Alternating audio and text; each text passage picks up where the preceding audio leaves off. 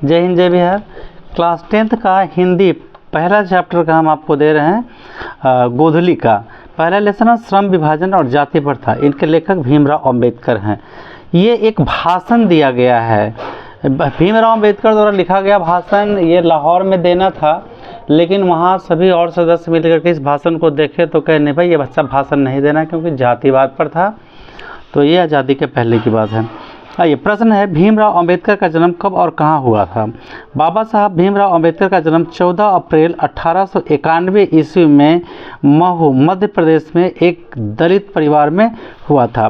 प्राथमिक शिक्षा, प्रश्न है प्राथमिक शिक्षा के बाद अंबेडकर जी उच्च शिक्षा के लिए कहाँ गए थे। उत्तर, प्राथमिक शिक्षा के बाद बड़ौदा नरेश के प्रोत्साहन पर उच्च शिक्षा के लिए न्यूयॉर्क यानी अमेरिका और फिर वहाँ से लंदन यानी इंग्लैंड गए थे। तीसरा क्वेश्चन है भीमराव अंबेडकर कौन कौन से विषय के ज्ञाता थे।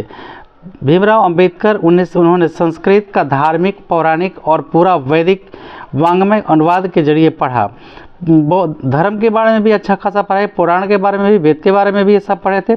और ऐतिहासिक सामाजिक क्षेत्र में उनके मौलिक स्थापनाएं प्रस्तुत की। सब मिलाकर वे इतिहास मीमांसक, विधिवेता यानी कानून का ज्ञाता, अर्थशास्त्री, समाजशास्त्री और शिक्षाविद तथा धर्म दर्शन के व्याख्याता बनकर उभरे। अंबेडकर जी के जीवन पर किन किन व्यक्तियों के प्रभाव पड़े। तो आंसर है उनके चिंतन पर रचनात्मक के मुख्यतः 3 प्रेरक व्यक्ति हैं, बुद्ध, कबीर और ज्योतिबा फुले। अगला क्वेश्चन है बाबा साहब की मृत्यु कब और कहाँ हुई। दिसंबर 1956 ईस्वी में दिल्ली में बाबा साहब अंबेडकर का निधन हो गया। उनकी प्रमुख रचनाएं एवं भाषण के नाम लिखें।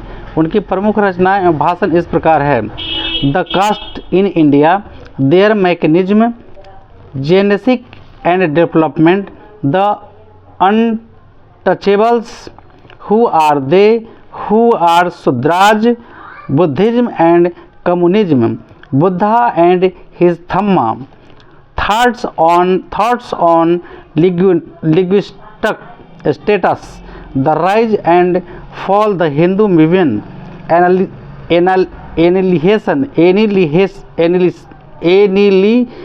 Annihilation of caste. तो यही एनिहिलेशन ऑफ कास्ट से आपका ये जो कहानी है लिया गया है। हिंदी में उनका संपूर्ण वाङ्मय कितने खंडों में प्रकाशित हुआ।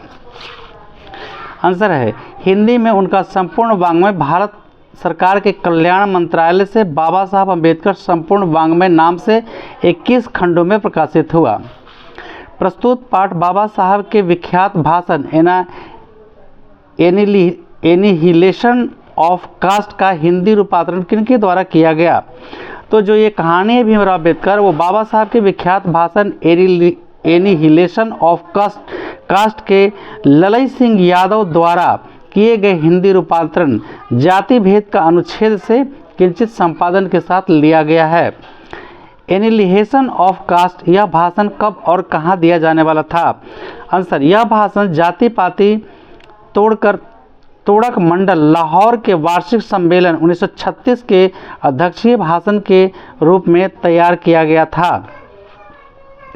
अब क्या ये भाषण दिया गया? तो भाषण नहीं दिया गया। सभी सदस्य मिलकर और अध्यक्ष मिलकर ऐसा बोले कि ये भाषण यहाँ नहीं दिया जा सकता है। अब सवाल है लेखक किस विडंबना की बात करता है। विडंबना का स्वरूप क्या है। लेखक उस विडंबना की बात करता है जिस कारण आज के जागृत समाज में जातिवाद विचार फल फूल रहा है। लेखक का कहना है कि इस युग में भी कुछ लोग जातिवाद के समर्थक और पोषक बने हुए हैं, जबकि विश्व के किसी समाज में जातिवाद आधारित श्रम विभाजन नहीं है, लेकिन जातिवाद के पोषक लोग कार्यकुशलता के लिए इसे आवश्यक मानते हैं। विडंबना का मुख्य कारण यही है क्योंकि इनके नीच ऊंच की भावना बलवती होती है और मनुष्य को जन्म से ही किसी काम में, धंधे में बांध देती है। फलतः इस रुचि एवं दक्षता का हनन होता है। विडंबना का स्वरूप यही है कि समाज को श्रम के आधार पर वर्ण व्यवस्था को अस्थायी बना दिया गया है। अगला क्वेश्चन है जातिवाद के पोषक उनके पक्ष में क्या तर्क देते हैं। जातिवाद के पोषकों का कहना है कि धर्म के अनुसार जाति का विभाजन हुआ था। इस विभाजन से लोगों में वंशागत व्यवसाय में निपुणता आती है, अर्थात कार्यकुशलता में वृद्धि होती है। आधुनिक सभ्य समाज कार्यकुशलता के लिए श्रम विभाजन को आवश्यक मानते हैं, जबकि जाति प्रथा श्रम विभाजन का एक रूप नहीं है और ये सही भी नहीं है। जातिवाद के पक्ष में दिए गए तर्कों पर लेखक की प्रमुख आपत्तियां क्या है? जातिवाद के पक्ष में दिए गए तर्कों पर लेखक का कहना है कि जाति प्रथा श्रम विभाजन का स्वाभाविक विभाजन नहीं है, क्योंकि यह श्रम विभाजन के साथ साथ श्रमिकों का भी विभाजन करती है। यह मनुष्य को जन्म के साथ ही किसी काम धंधे से बांध देती है। इस कारण मनुष्य अपनी रुचि और क्षमता के अनुसार काम का चुनाव नहीं कर पाता है। साथ ही समाज के ऊंच नीच का भेदभाव ही जन्म लेता है। अतः यह विभाजन सर्वथा अनुचित है। ठीक उसी प्रकार जिस तरह से बच्चा के पेरेंट्स चाहते हैं कि लड़का डॉक्टर बने, लेकिन बच्चे की रुचि खेल में होती है और खेल में बहुत ज़्यादा होती है और कई लेवलों पर खेल कर चुका होता है, तो इस तरह से उनकी रुचि जानना बहुत ज़रूरी है। बिना रुचि जाने हम श्रम का विभाजन करते हैं तो ये गलत है। जाति भारतीय समाज में किस विभाजन का स्वरूपों क्यों नहीं कही जा सकती है?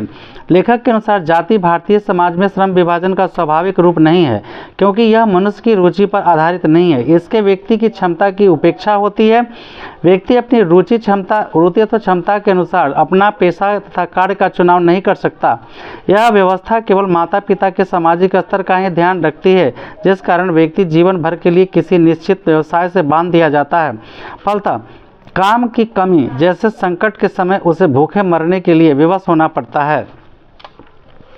जाति प्रथा भारत में बेरोजगारी का एक प्रमुख और प्रत्यक्ष कारण कैसे बनी हुई है? आंसर है जाति प्रथा मनुष्य को जीवन भर के लिए एक पेशे से बांध देती है। उसे कोई अन्य पेशा चुनने की अनुमति नहीं देती, भले ही वह उस पेशे में पारंगत क्यों न हो। आधुनिक युग में उद्योग धंधे की प्रक्रिया व तकनीक के निरंतर विकास के कारण कभी कभी पेशा में भी अकस्मात परिवर्तन हो जाता है। इस स्थिति में व्यक्ति को पेशा बदलना अनिवार्य हो जाता है, लेकिन जाति प्रथा के कारण पेशा बदलने की अनुमति नहीं मिलती है, तो भूखमरी तथा बेरोजगारी की समस्या खड़ी हो जाती है। इस प्रकार जाति प्रथा भारत में बेरोजगारी का एक प्रमुख और प्रत्यक्ष कारण है।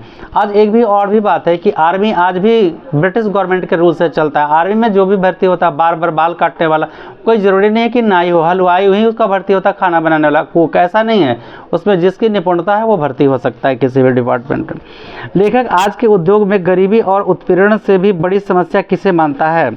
लेखक आज के उद्योगों में गरीबी और उत्पीड़न से सबसे बड़ी समस्या जाति प्रथा को मानता है। इसका कारण यह है कि इस प्रथा में व्यक्ति की रुचि तथा क्षमता की उपेक्षा की जाती है। व्यक्ति स्वेच्छा से कोई दूसरा पेशा नहीं अपना सकता। फलतः अरुचि अथवा व्यवस्था का काम करने के कारण व्यक्ति की कार्य क्षमता हनन होने लगती है और वह दुर्भावना से ग्रस्त होकर टालू प्रवृत्ति का हो जाता है। इससे स्पष्ट होता है कि आर्थिक दृष्टि से भी जाति प्रथा हानिकारक है। यह प्रथा मनुष्य की स्वाभाविक प्रेरणा, रुचि तथा आत्मशक्ति को देखकर दबाकर उन्हें अस्वाभाविक नियमों में जकड़कर निष्क्रिय बना देती है। लेखक ने पाठ में किन प्रमुख पहलुओं पर जाति प्रथा को एक हानिकारक प्रथा के रूप में दिखाया है? लेखक ने पाठ में जिन प्रमुख पहलुओं पर जाति प्रथा को एक घनी हानिकारक प्रथा के रूप में वर्णन किया है वे भिन्न निम्नलिखित हैं। जाति प्रथा पर आधारित श्रम विभाजन स्वाभाविक नहीं है। यह श्रमिकों में भेदभाव पैदा करती है। इस विभाजन से ऊंच नीच का भेदभाव उत्पन्न होता है, जिससे सामाजिक स्तर पर दुष्प्रभाव पड़ता है। यह श्रम विभाजन रुचि आधारित नहीं होने के कारण श्रमिकों की कार्य क्षमता पर दुष्प्रभाव डालता है। श्रमिक दुर्भावनाग्रस्त होकर टालू तथा कम काम करने के लिए प्रेरित हो जाता है। यह श्रम विभाजन मनुष्य को माता पिता के आधार पर कर्म में ही पेशा तय कर देता है तथा सदैव के लिए किसी निश्चित व्यवसाय में बांध देता है, भले ही आज वह पेशा अनुचित, अनुपयुक्त हो तथा अपर्याप्त क्यों न हो। इसमें व्यक्ति को पेशा कभी भूखों मरने के लिए विवश कर देता है। इस प्रकार प्रथा के कारण व्यक्ति को घृणित एवं त्याज्य पेशा व्यवस्था पूर्वक अपनाना पड़ता है। इसलिए मजबूरी में इन कार्यों को करने वाले व्यक्ति अपने दायित्व का निर्वाह उदासीन भाव से करते हैं। सच्चे लोकतंत्र की स्थापना के लिए किन विशेषताओं को आवश्यक माना गया है? सच्चे लोकतंत्र की स्थापना के लिए लेखक ने समाज में स्वतंत्रता, समानता और भाईचारे की भावना का होना आवश्यक माना है। लेखक का मानना है कि ऐसे ही समाज में सबके कल्याण एवं सहयोग की भावना होती है। समाज के बहुविध हितों में सबका समान भाग होता है। सभी एक दूसरे की रक्षा के प्रति सजग रहें। ऐसे समाज में इतनी गतिशीलता होती है कि कोई भी वांछित परिवर्तन समाज के एक छोर से दूसरे छोर तक संचारित होते रहता है। दूध पानी की तरह भाईचारे का मिश्रण है। इसमें सामूहिक जीवन परिचर्चा तथा एक रीति तथा सामान के सम्मिलन अनुभवों का आदान प्रदान होता रहता है तथा साथियों के प्रति श्रद्धा भाव और समानता का भाव पैदा होता है। अब यहाँ पे सवाल ये उठता है कि शिक्षा के क्षेत्र जब तक सुधार नहीं हुआ तो जाति प्रथा का अंत करने का सबसे प्रमुख साधन एक ही है, शिक्षा। शिक्षा में अगर पूर्ण समानता आ जाए, जो नीची जाति ऊंची जाति के भेद, डॉक्टर में कोई जाति नहीं होता, वकील में जाति नहीं होता, उसकी क्वालिटी देखी जाती है, शिक्षक में जाति नहीं होता, उसकी क्वालिटी देखी जाती है।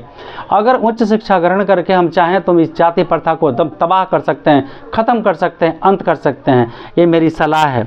सरकार जहाँ तक गरीबी देख करके पैसा देती है तो क्या गरीब तो सभी कास्ट में है, बड़े हो या छोटे हो, ब्राह्मण हो या सबसे नीची जाति का हो, तो यहाँ आर्थिक सहायता उन्हें मदद करनी चाहिए जिनके पास आर्थिक रूप से वो कमज़ोर हों, उन्हें सरकार फ्री में पढ़ाए। और देखिए फिर देश से अपने आप जाति प्रथा का अंत हो जाएगा। जाति प्रथा, सभी लोग आगे बढ़ेंगे, सब पढ़ेगा, सब बढ़ेगा, सब खेलेगा, सब बढ़ेगा। इस तरह के सोच रखने वाले अगर हमारे समाज में हो जाएगा, और सरकार को इस ओर ध्यान लाना होगा कि जहां वो त्रुटि के समाज को 30% जैसे किसी समाज को 30% रिजर्वेशन पर वो नौकरी दे देता है और कोई 90% रिजर्वेशन 90% लाता है नंबर तो उसे नौकरी नहीं देता। अगर ऐसा व्यक्ति इंजीनियर बनता है तो 30% वाले में कितनी क्वालिटी होगी कि 90% वाले में क्वालिटी होगी। इसलिए पुल गिर जाता है तो इसके लिए जिम्मेवार सरकार ही है। क्यों? क्योंकि वो रिजर्वेशन चुनाव करके इंजीनियर पैदा करता है, डॉक्टर पैदा करता है। और ये तो यहाँ क्वालिटी पर होना चाहिए। जो 90 95 नंबर लाता है उसका मेडिकल में सिलेक्शन नहीं होता है और 30 नंबर लाने वाले को सिलेक्शन हो जाता है, तो किस तरह का वो डॉक्टर बनेगा भविष्य में। इसलिए सरकार सबसे पहले उनकी स्तर को देखे कि किस रेखा के अंतर्गत हैं, उनको ये फ्री दे पढ़ाई ताकि वो पढ़ के आगे बढ़े, ये न कि जाति के आधार पर। जय हिंद, जय बिहार। बहुत सारी शुभकामनाएं आप सभी को।